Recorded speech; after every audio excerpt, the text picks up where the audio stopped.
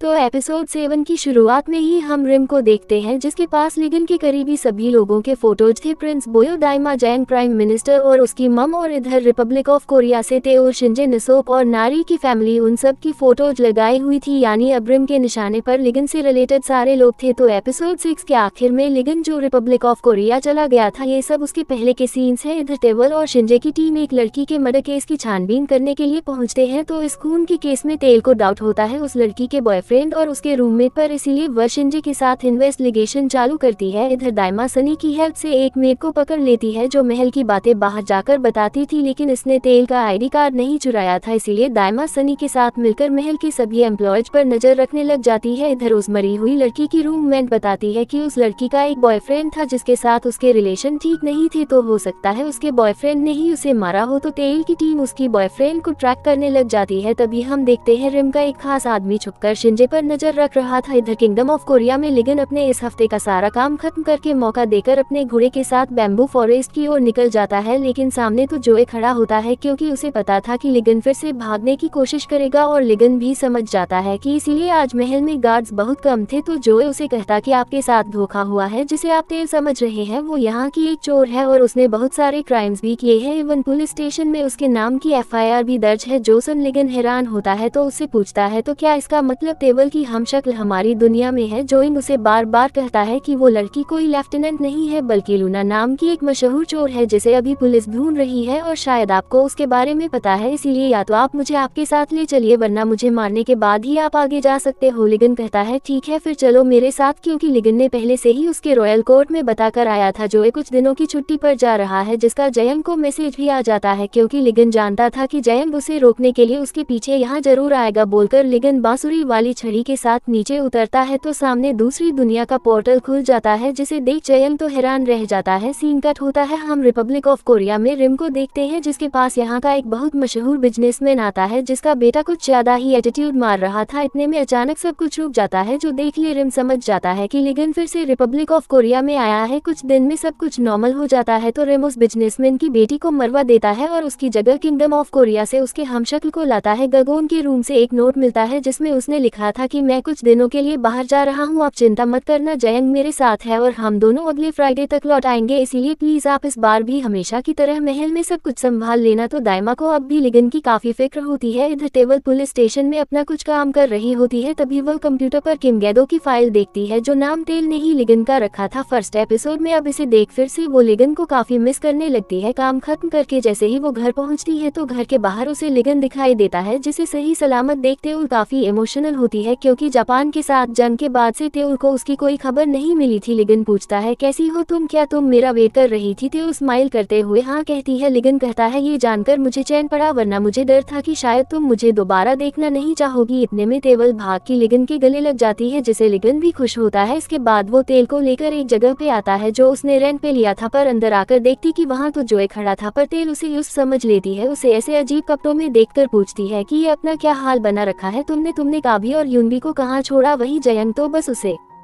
Shockingly देखे जा रहा था, इससे तेल को उस पर डाउट होता है तो वो लिगन से पूछते कि कहीं ये जयंग तो नहीं है। लिगन कहता है हाँ मुझे ऐसे लाना पड़ा वरना ये मुझे अकेले आने नहीं देता। इधर तेल तो काफी परेशान होती है कि अगर जोए को यहाँ पर किसी ने देख लिया तो क्या होगा। लिगन कहता है डोंट वरी ऐसा कुछ नहीं होगा। इतने में यहाँ पर यनसफ चला आता है। अब जैसे ही दोनों एक दूसरे को देखते हैं दोनों तो हैरान रह जाते हैं। यनसफ तो कुछ ज्यादा ही शॉक्ड होता है कि वो तो बेहोश ही हो जाता है। तेवल उसे चेक करने जाती है तो यनसफ की गालों पे थप्पड़ मारकर उसे उठाती है तो वो तेवल से कहने लग जाता है कि अभी क्या हुआ था, मैंने अभी अपने आप जैसा किसी को देखा सामने अपनी बाई, और जोए को देखकर कहता है कि वाओ ये तो एग्जैक्टली मेरे जैसा दिखता है। तो दोनों एक दूसरे से पूछते हैं कि तुम हो कौन। नसोक तो अभी भी काफी हैरानी में था तो तेल उसे समझाने लग जाती है पैरेलल वर्ल्ड के बारे में जहाँ से लिगन जयंग आए हैं, पर यन सबब तो इस बात से ज्यादा सरप्राइज था कि मैं इतना ज्यादा हैंडसम दिखता हूँ, मुझे तो पता ही नहीं था। जोइंग पूछते हैं क्या तुम्हारे आसपास के लोग तुम्हें हैंडसम नहीं बुलाते, जो यूसुफ को कभी किसी ने नहीं कहा था। तो यन सबब कहता कहता है ये सब छोड़ो, यानी सच में राजा साहब की कहानी सच थी और वो किसी दूसरी दुनिया से आया है और ये मेरा हमशक्ल राजा साहब का बॉडीगार्ड है और सच में तुम लोग किसी दूसरी दुनिया से हो। जो यहाँ कहता है जो सुन यनसफ काफी शॉक्ड होता है तो टेबल अभी यनसफ को यनसफ के घर चलने के लिए कहती है क्योंकि यनसफ अकेले अपने ट्विंस भाई बहन के साथ रहता है। नसोफ के घर आते ही जयंग तो पूरे घर की चेकिंग करने लग जाता है। यनसोफ तो लिगन से कुछ ज्यादा ही फ्रैंकली बात कर रहा था और उसे तुम कहकर बुला रहा था। जो सुन जयंग तो उसकी ओर गन पॉइंट कर देता है और वार्निंग देते हुए कहता है कि राजा साहब के साथ रूडली बात करने की तुम्हारी हिम्मत कैसे हुई। इतने में तेला तो उसे शांत कराती है, फिर इन दोनों को बिठा के अच्छे से सारा सिचुएशन समझाती है और दोनों को कभी भी साथ में बाहर निकलने से मना करती है, जिस वजह से तो दोनों में बहस छिड़ जाती है कि कौन कब बाहर जाएगा। तो लिगन उन्हें शांत कराता है और अभी दोनों को यहीं पे रुकने के लिए कहकर तेल के साथ डिनर करने चला जाता है। तो जो यहाँ की फोटोज को देखने लग जाता है। अब यसो और जयंग के पेरेंट्स की भी शक्ल सेम थी, लेकिन जयंग के कोई भाई बहन नहीं थे। इनके बारे में पूछने पर यसो बताता है कि मेरी फैमिली बुसान में रहती है, लगता है तुम्हारे मम्मी पापा को टाइम नहीं मिलता होगा इसलिए तुम्हारे भाई बहन नहीं है। तो जयंग बताता है कि उनका काफी टाइम पहले ही डिवोर्स हो गया था। जोसन यमसोक उसे सॉरी कहता है पर इसके बाद भी इनकी नोकझोंक कंटिन्यू हुई रहती है। इधर टेबल और लिगन तो मस्त अपने डेट पर आते हैं, जहाँ पे टेबल उसे यहाँ यूज करने के लिए एक फोन देती है और उसके जान पहचान के सारे नंबर सेव कर देती है। लिगन उसे कहता है कि मैंने तुम्हें बहुत ज्यादा मिस किया। टेबल भी कहती है कि मैंने भी तुम्हें बहुत मिस किया। लिगन तो पूरे टाइम टेबल का हाथ होल्ड करके रखता है एंड दोनों मस्त अपना डिनर एंजॉय करते हैं, जिसके बाद टेबल सनग्लासेस पहन लेती है एंड लिगन से कहती है कि मुझे तुम्हें कहीं ले जाना है जहाँ मैं हमेशा अपने डेट के साथ जाना चाहती थी। सीन कट होता है एक शॉप पर जहाँ गन से बलून फोड़ने पर गिफ्ट्स मिलते हैं, जहाँ तेल खद ही सारे टारगेट फोड़कर एक बड़ा सा स्टफ टॉय जीत लेती है। अब उसकी शूटिंग देख लिगन तो हैरान रह गया था, तो उसे कहा था कि तुमने जरूर पहले से ही शॉप ओनर के साथ सेटिंग कर रखी होगी, तभी तुमने सारे टारगेट सेट किए, वरना मुझसे तो बस एक दो ही लगे। तो टेबल अपने शूटिंग की वाहवाही करने लग जाती है क्योंकि पुलिस एकेडमी में ट्रेनिंग के दौरान टेबल उसके बैच की बेस्ट शूटर थी। तो दोनों मस्ती से यनसफ की घर की ओर आने लगते हैं, तभी टेबल उसे उस ऑडियो रिकॉर्डिंग के बारे में बताती है। जो सुन लिगन हैरान होता है। सीन कट होता है देन हम इधर लिरिन को देखते हैं जो कि रिपब्लिक ऑफ कोरिया में ही था और यहाँ का न्यूज़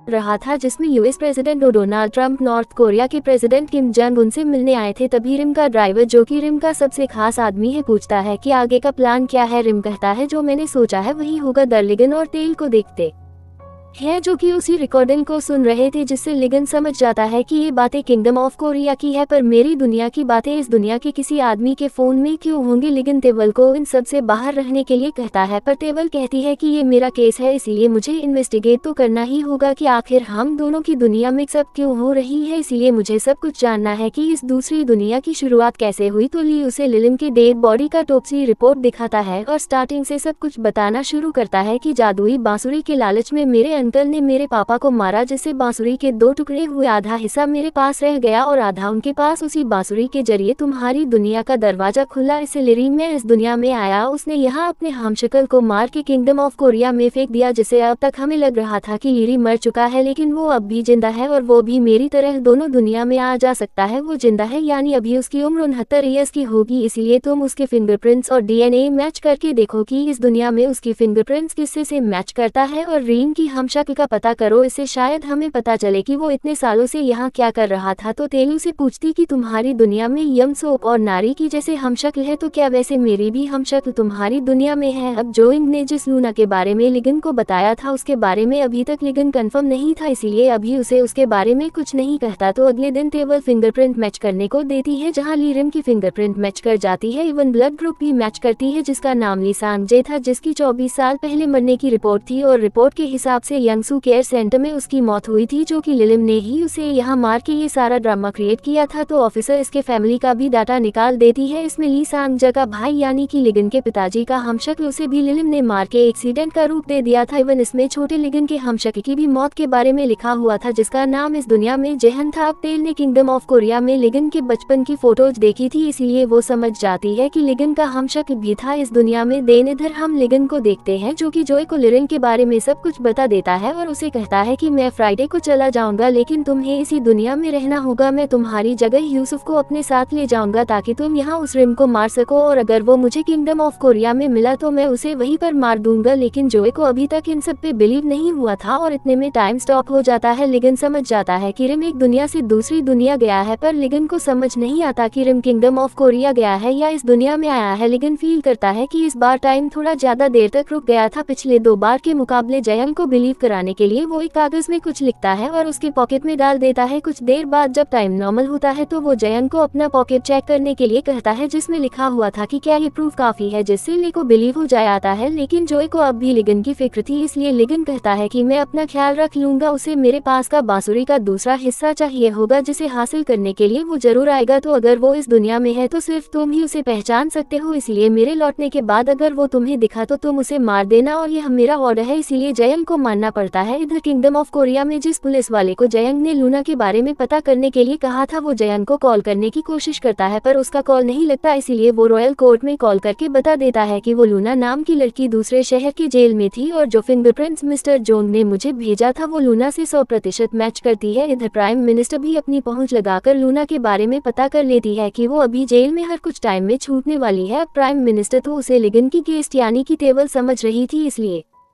उसे जेल में देखकर वो तो हैरान होती है, तो वह अभी के अभी उसे मिलने जाने के लिए तैयार होती है। लेकिन तभी प्राइम मिनिस्टर के मॉम के नाम से एक पार्सल आता है जिसे वो खोलकर देखती है तो उसमें एक न्यूज़ है जो कि वही पेपर था जो कि रिम पढ़ रहा था, जिसके फ्रंट पेज में वही US president Donald Trump north Korean president Kim Jong Un से मिलने आए थे। इसकी न्यूज़ थी नॉर्थ कोरिया और किम जोंग उन का नाम सुनकर प्राइम मिनिस्टर हैरान होती है, क्योंकि इस दुनिया में नॉर्थ कोरिया और साउथ कोरिया कभी अलग देश बने ही नहीं थे, सिर्फ किंगडम ऑफ कोरिया था। इसीलिए प्राइम मिनिस्टर इस न्यूज़पेपर को फेक समझकर साइड में रख देती है। इधर लूना जेल से आज़ाद हो जाती है। थोड़ी दूर जाते ही उसके सामने प्राइम मिनिस्टर आ जाती है, कहती है दोबारा मिलकर अच्छा लगा, पहचाना मुझे? लूना जो कि अपने उसी रैबिट डी में थी डी निकालती है और प्राइम मिनिस्टर के पास चली आती है, जिसके साथ ही एपिसोड 7 का एंड यहीं पर होता है। वीडियो पसंद आई तो वीडियो को लाइक कर देना, चैनल पर पहली बार आए तो do subscribe and hit the bell icon. मिलते हैं अगले पार्ट में, तब तक के लिए केयर एंड बाय।